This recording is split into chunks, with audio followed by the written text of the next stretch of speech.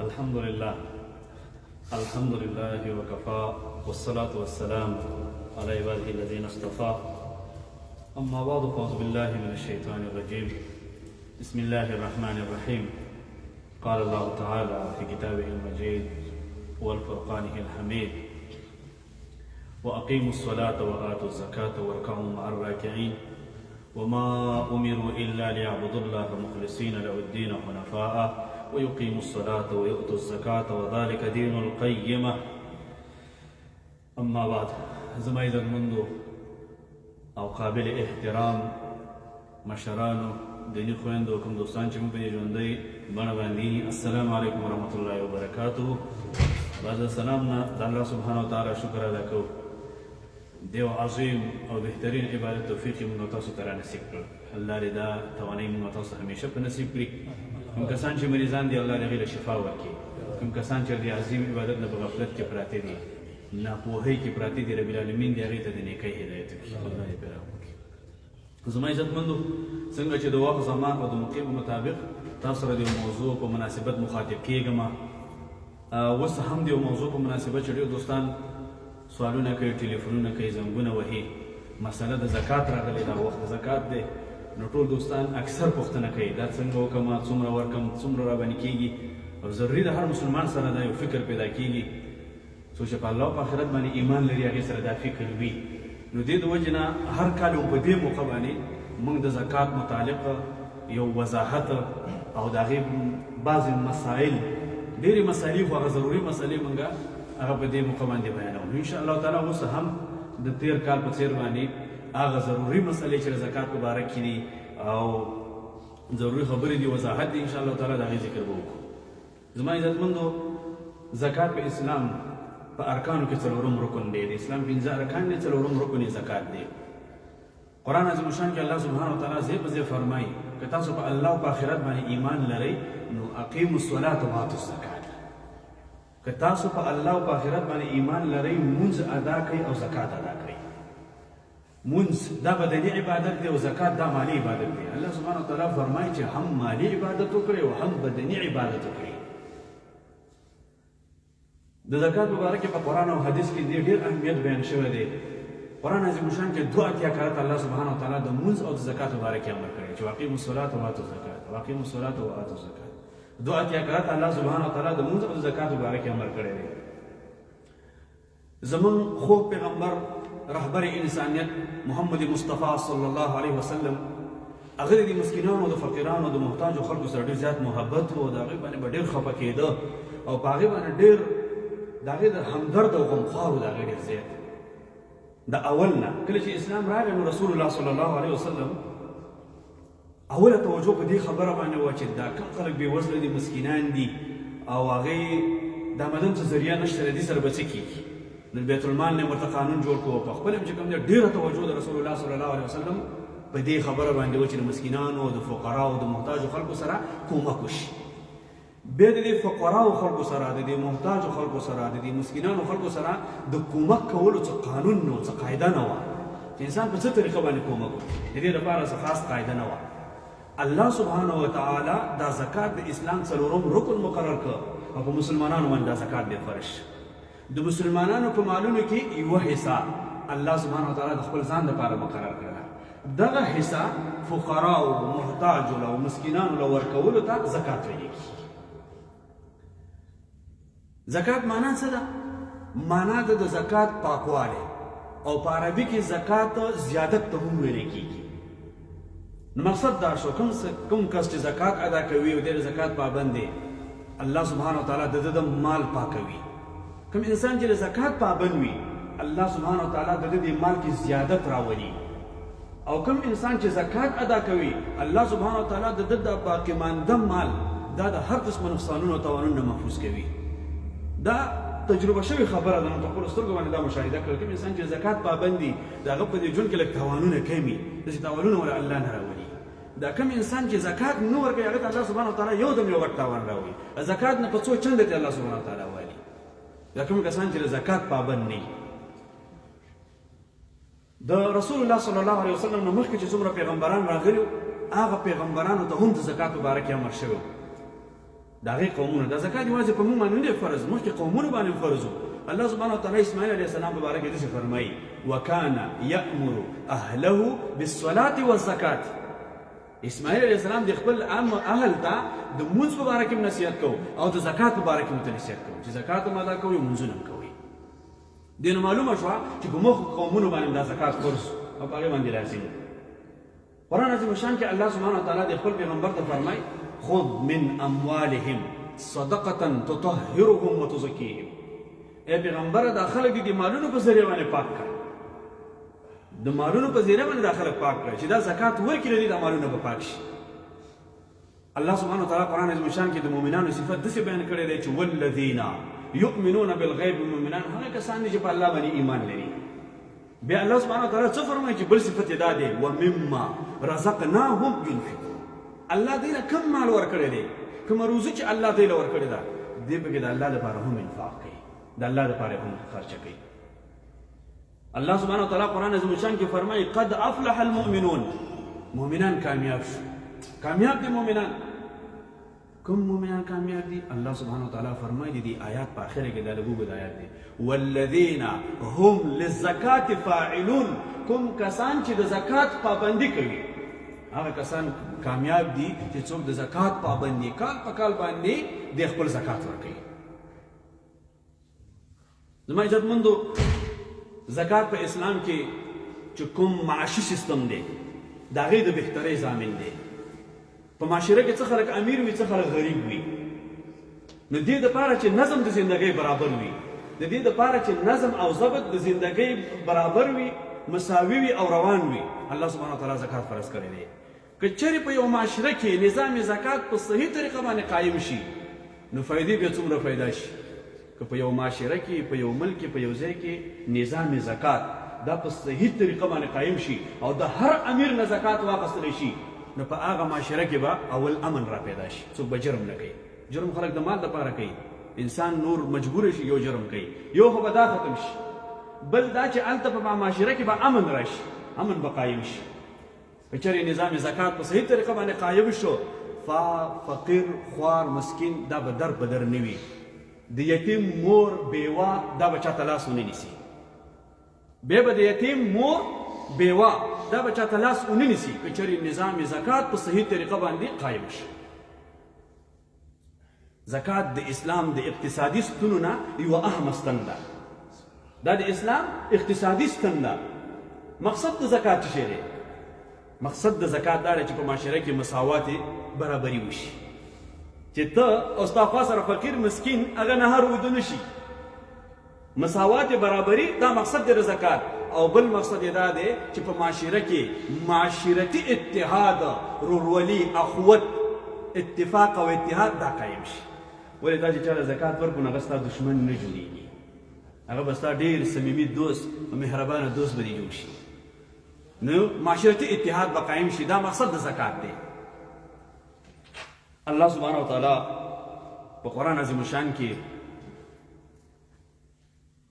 یا د رسول الله صلی الله علیه وسلم په وینا باندې په موږ تاسو باندې په دولتمندي باندې نفي نه درګرځولې چې دولت مه جمع کوئ په دولت جمع کولو باندې کومه پابندي نشته دی چې تاسو دولت مه جمع کوئ بلکې دولت قارون نه نفع شوې ده او دولت عثمان غني باندې ترغیب ورکړی شوی دی د قارون دولت کې د مسکین د محتاجه حصه نه وه زکات پکې نه و صدقه پکې نه وه او د عثمان غني رضی الله تعالی عنه په مال کې زکات هم و صدقه پکې هم وه نو دې د وجې نه د قارون په دولت باندې منع شوې ده او په دولت عثمان غني رضی الله تعالی عنه باندې ترغیب ورکړی شوی دی چې دولت ښه ډېر پیدا کړه ښه ډېر دې تا سره یي لیکن داسې پیدا کړه لکه څنګه چې د عثمان غني رضی الله تعالی عنه دولت اسلام کې په دې باندې پابندي نشته دی یو کس کو حلال رزق دپاره کسب کوي محنت کوي مزدوري کوي تکلیف سهار ځي ماښامه پورې دې تکلیف او زحمت وباسي دی به د خپله مزدوري کې فقط درې قسمه نیت شامل کړي د کومه مزدوري چې دی کوي دا به د ده لپاره دومره د خیر او برکت سبب شي هم په دنیا کې او په آخرت کې پوهېږي هر انسان چې دا نیت وکړي دا درې قسمه نیت دا انسان به د قیامت په ورځ باندې د انبیاو په صف کې ولاړي د چا په صف کې به ولاړي د انبیاو کرامو په صف کې به دی ولاړي چې دی فقط داسې ووایي چې زه حلاله مزدوري په دې نیت باندې پیدا کوم دا مزدوري دا کار د دې دپاره کوم چې زه پرې د سوال نه بچه شم، زه پرې د محتاجۍ نه بچه شم. دا نیت. دویم دا نیت وي د ده چې زه دا حلال کسب دا مزدوري د دې دپاره کوم چې زه پرې د خپلو بچو د خپلو اولادونو کفالت وکړم. زه مزدوري کوم، کار کوم د دې دپاره، حلال نفقه د دې دپاره پیدا کوم چې زه په معاشره کې چې کومه هغه طبقه ده چې د هغې د آمدن ذریعه نشته دی، هغوی مسکینان دي، فقیران دي، نو هغې سره به پرې مرسته او کومک وکړم. دا مزدوري او دا کار د دې دپاره کوم. دغه مال د خیر او د برکت مال دی. که هر تاجر په خپل تجارت کې دا نیت وکړي نو دا تاجر به د قیامت په ورځ د انبیاو په صف کې ولاړي.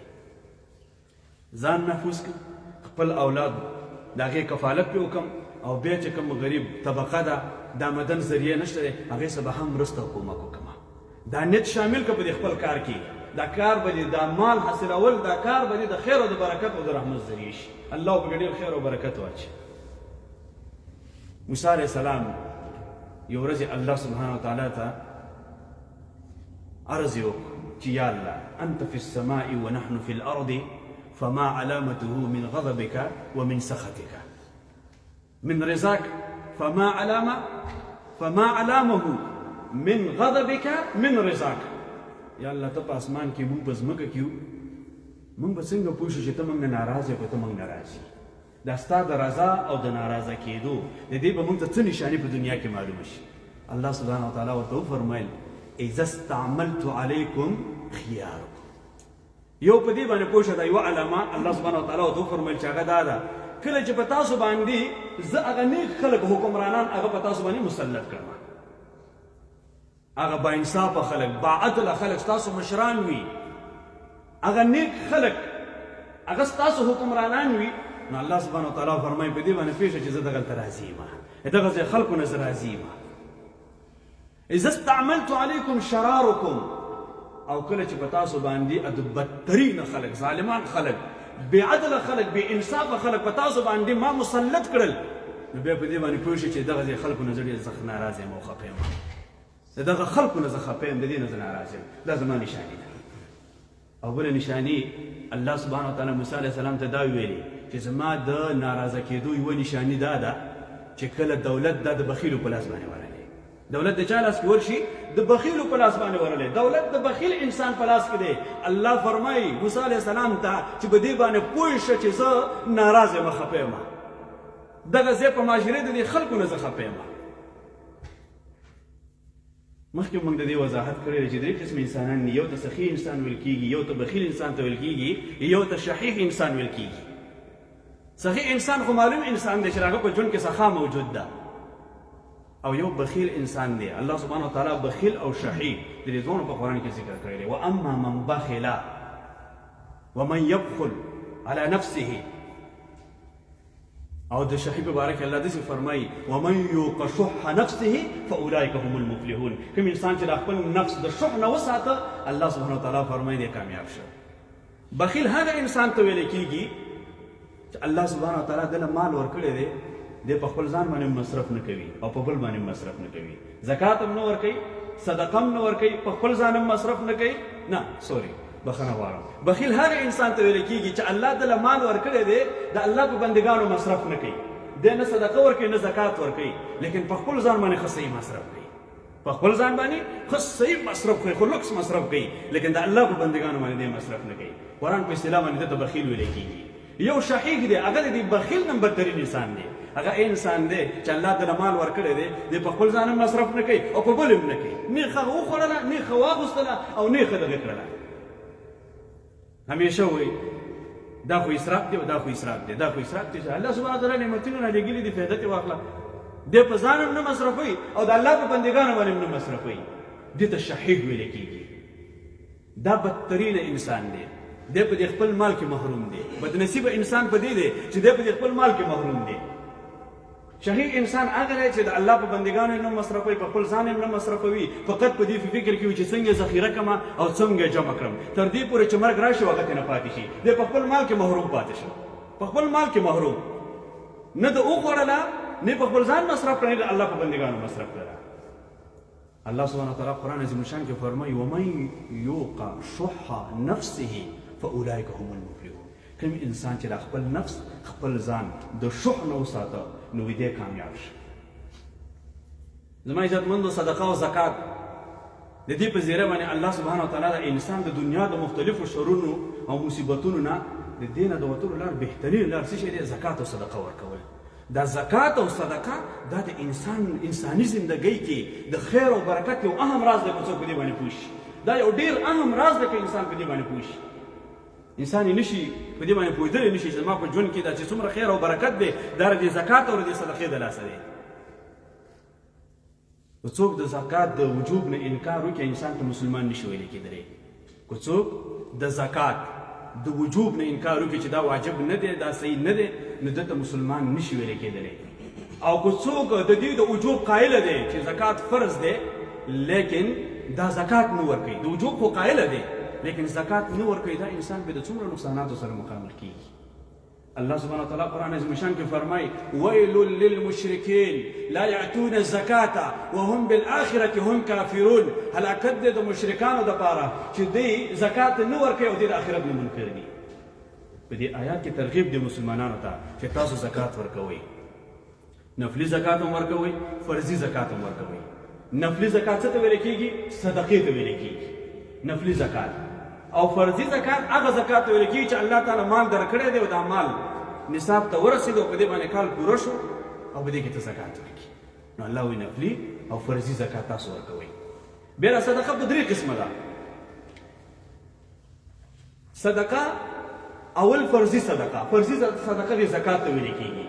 بل واجب صدقه، واجب صدقه هغه ده کله چې تا نظر ومنه، یو نظر دې ومنه که پلانی کار زما وشو نو زه به دومره نظر ورکړم، دې ته اوس واجب صدقه ویل کېږي.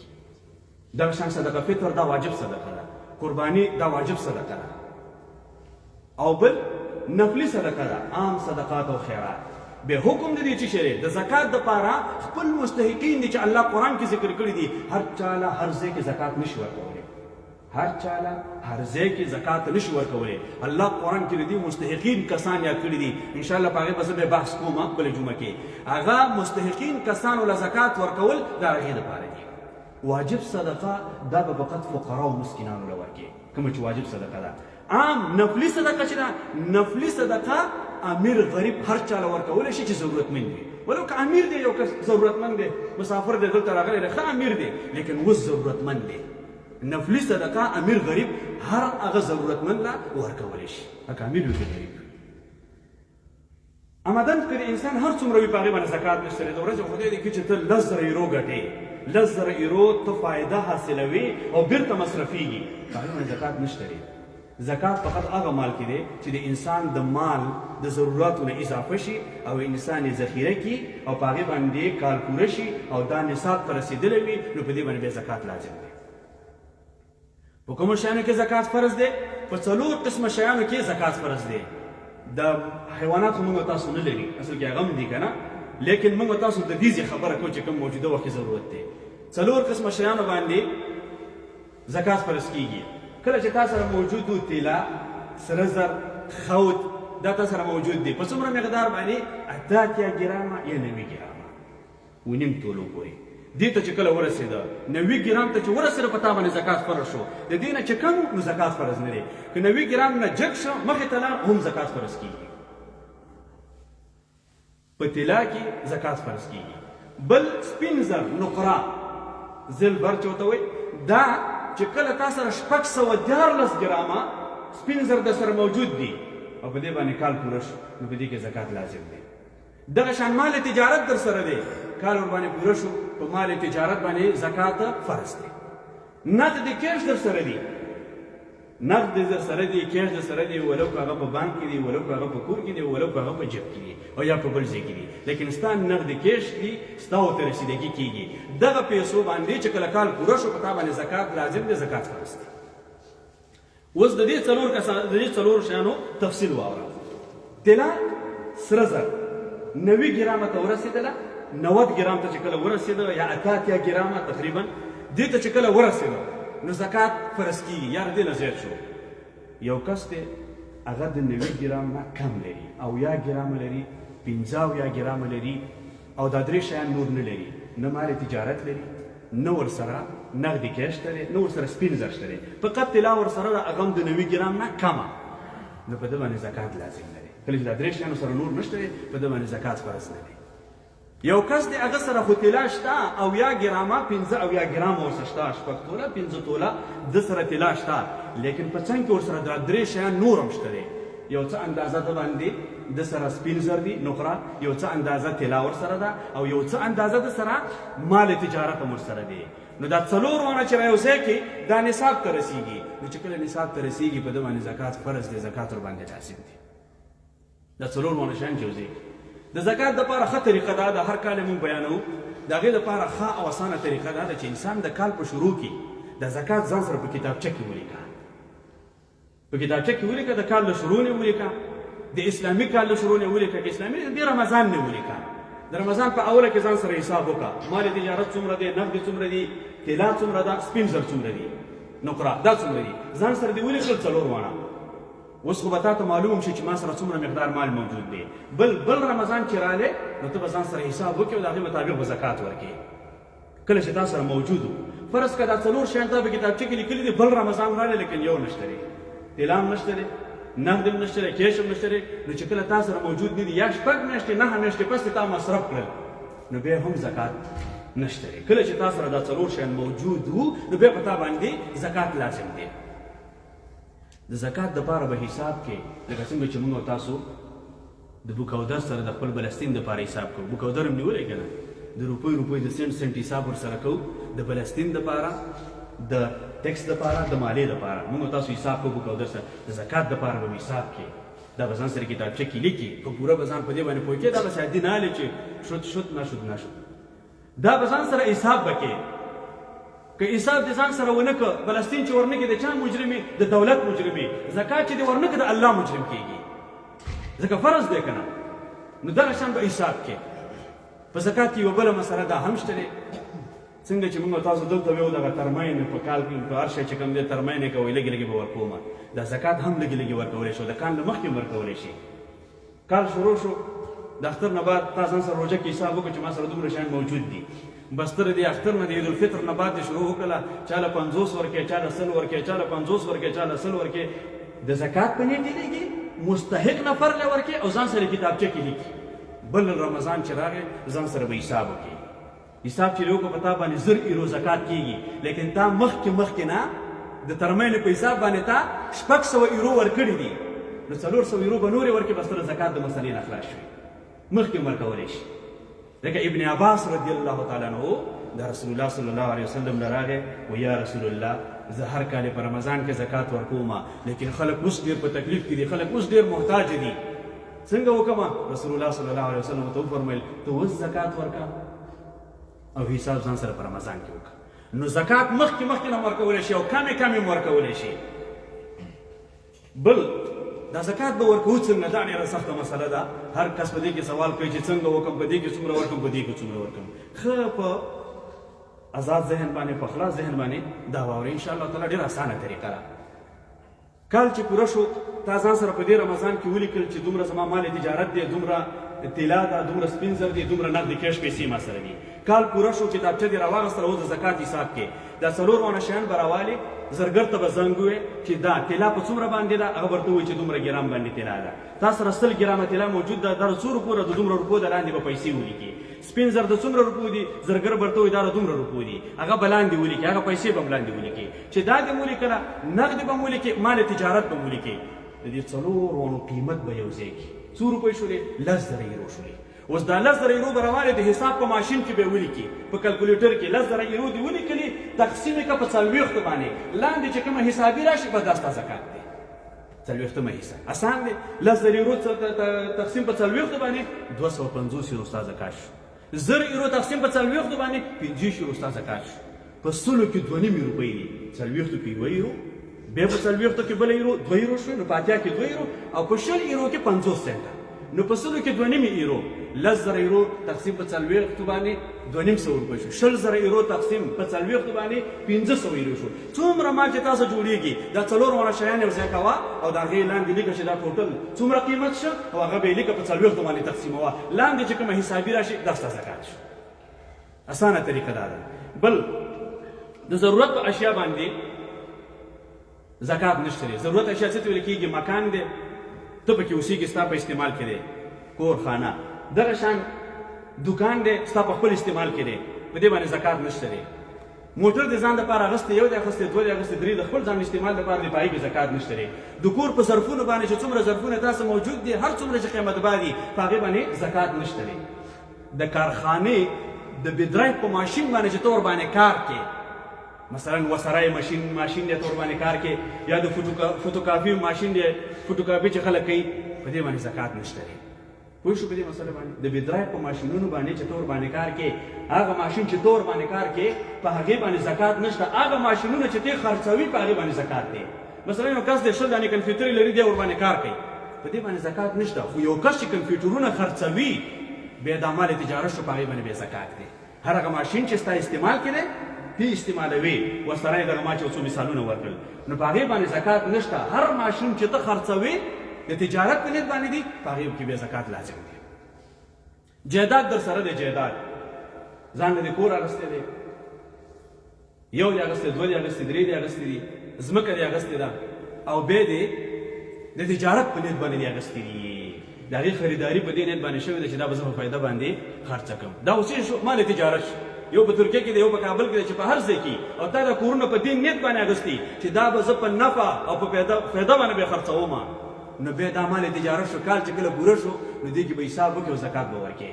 که چېرې تا دا کورونه اخیستي دي او بیرته دې په کرا باندې ورکړي دي، په رینټ دې ورکړي دي، اوس چې په رینټ دې ورکړو، نو مسله جدا شوله. په رینټ او په کرایه چې دې ورکړي دي، نو اوس ورباندې زکات نشته دی. البته دا کوم رینټ چې راځي، کرا چې راځي، او هغه نصاب ته ورسېږي او تا ذخیره کړې وه، په هغې کې بیا زکات لازم دی. او که چېرې دا رینټ هم راغلی او تا استعمال کړی دی، نو بیا ورباندې زکات فرض نه دی. رینټ راغلی دی، تا سره موجود نه دی، بېرته استعمال کړی دی. پوه شو په دې باندې؟ هر هغه جایداد چې تا د خپل ځان دپاره د نفع او د فایدې دپاره اخیستی چې دا به زه خرڅوم، خریداري په دې نیت باندې شوې ده چې دا به زه په فایده باندې خرڅه کړم، په هغې کې زکات لازم دی. او چې کم تا اخیستی دی او په رینټ باندې دې ورکړي دي او رینټ کې راځي، بیا په هغې کې زکات نشته دی. بل موټر دې اخیستی دي، یو دې اخیستی، دوه دې اخیستی، درې دې اخیستی دي د خپل ځان د استعمال لپاره. دا مې بنزین دی او دا مې ګازي دی، دا مې لوی دی، دا مې وړوکی دی. ټکسي دې اخیستی ده، ټکسي ورباندې کې، نو په دې باندې زکات نشته. البته په دې کې تا هر یو په دې نیت باندې اخیستی چې دا به زه اخلمه، لیکن په فایده باندې، په نفع باندې به خرڅومه. ما اخیستی ده، دا موټر به زه په فایده باندې، په نفع باندې خرڅه کړم، نو دا اوس مال تجارت شو. نو مال تجارت باندې بیا زکات لازم دی. هر هغه شی که تا واخیسته، ولو که دا ساعت دی، ولو که دا خولۍ ده، هر شی خپل ځان د استعمال لپاره دی، زکات یې نشته. که په دې نیت مې واخیسته چې زه یو دوه درې دانې اخلم چې وخت قیمته شي، نو دا به زه خرڅ کړم، نو دا اوس مال تجارت شو چې کال پوره شو، په دې باندې زکات لازم دی. دغه شان دکان دی، په دکان کې دا پرچون سامان خرڅېږي، کال چې پوره شو، د ټولو شیانو حساب به وکړي، زکات به ورکړي. بعضې دکانونو کې دا شیان ډېر ریزه ریزه وي، حسابي نه کېږي، نو د هغې لپاره تخمیناً حساب کوه. تخمیناً حساب به وکړي چې څومره روپۍ دي، بس دومره دي، د هغې زکات به ورکړي. یو کس د 3 دکانونه لري، یو دکان په خپله استعمالوي، په هغې کې تلیفون فروشي کوي، صحیح ده. 2 دکان یې په رینټ ورکړي دي، په کرایه ورکړي، په دې باندې زکات شته؟ نه، په دې باندې زکات نشته دی. بلکې د دې دکانونو نه چې کوم رینټ راځي او هغه نصاب ته ورسېږي، نو په هغې باندې بیا زکات دی. او دا کم دکان چې دی خپله استعمالوي او په دې کې کوم مال تجارت موجود دی، د خرڅ دپاره کوم سامان موجود دی، نو کال چې پوره شو، په دې باندې به زکات ورکوي. بله مسله د زنانه سره طلا ده، اکثر زنانو سره پیسې نه، لږې شانتې سختې مې ده، زکات نه ورکوي. خو خدای دې کړي چې 1000 ګرامه طلا ورسره وي، وایي ما سره پیسې نشته، زکات نه ورکوم. خو زنانه لپاره شریعت خپل حد مقرر کړی دی، هغه څومره دی؟ 90 ګرامه پورې زنانه استعمالوي، 1.5 توله پورې چې استعمالوي، په هغې باندې زکات نشته دی. کله چې د هغې نه زیات شو، که زنانه سره پیسې نه وي، دا فرض مسله ده، دا نفل مستحب خبره نه ده.